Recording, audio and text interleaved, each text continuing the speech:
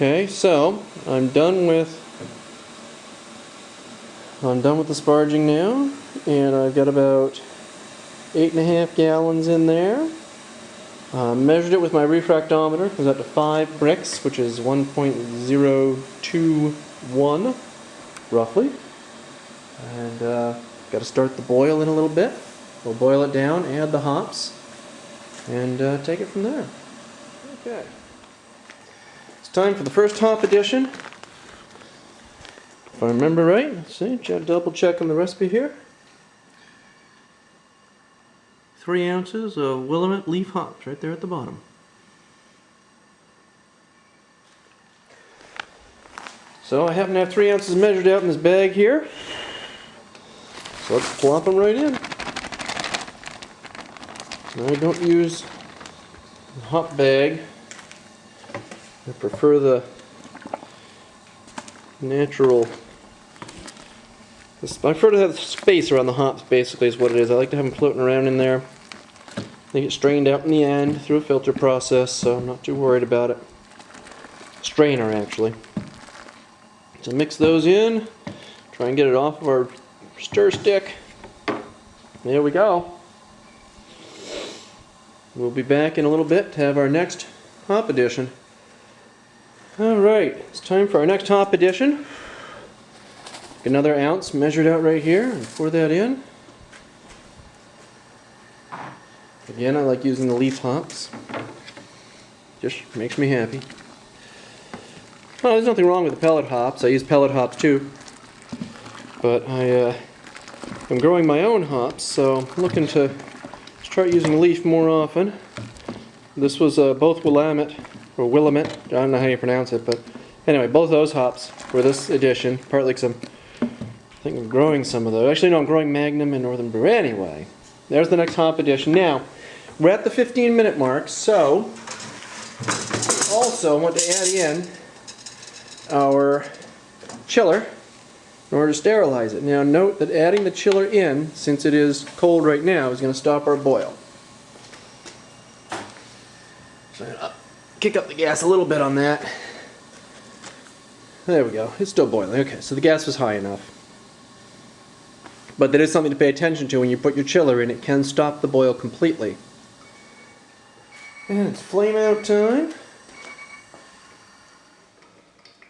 So turn that off. Alright, so now that we have the water actually turned on, we can go ahead and turn this on. And start cooling our water down. Now I should set a 15-minute timer for that, which I'll take care of here on my phone.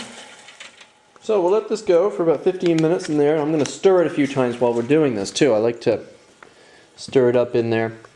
There are multiple ways to stir it. The output feels warm, but not hot. One way is to just do it like that. Just swirl that around. It also helps the cooling. And the outside gets hot when you do that though, so you gotta be careful about that. Alright, well, that's not very exciting. So this is going to run for about 15 minutes till that cools down to the right temperature, and then we'll go ahead and get our sanitized carboy out here, and we'll transfer with an auto siphon from here into the carboy.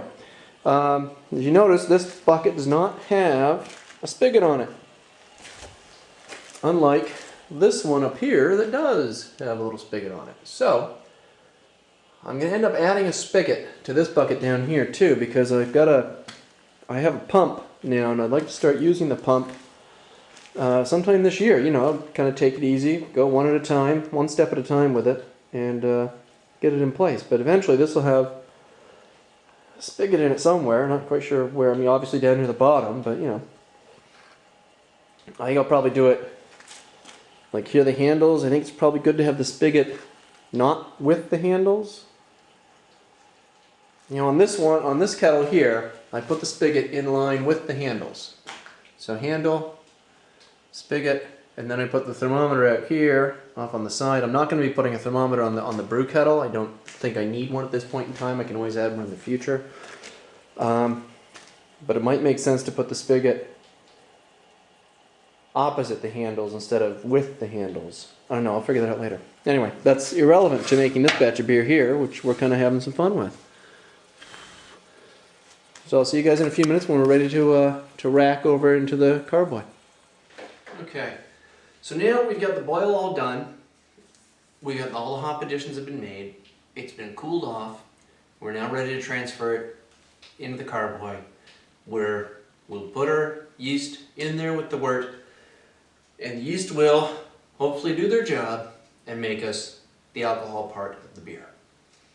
So I'm going to go out of screen for a little bit while I get this, the auto siphon, set up to do its job. All right, now let me show you. All right, here, let me show you what we've got. Now I finally got it.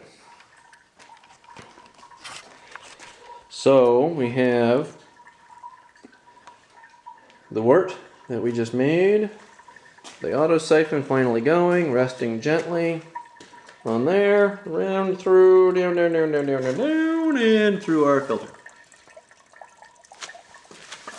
And then my carboy is actually turned the wrong way, apparently. Yeah, way over here I have markings on my carboy. 6,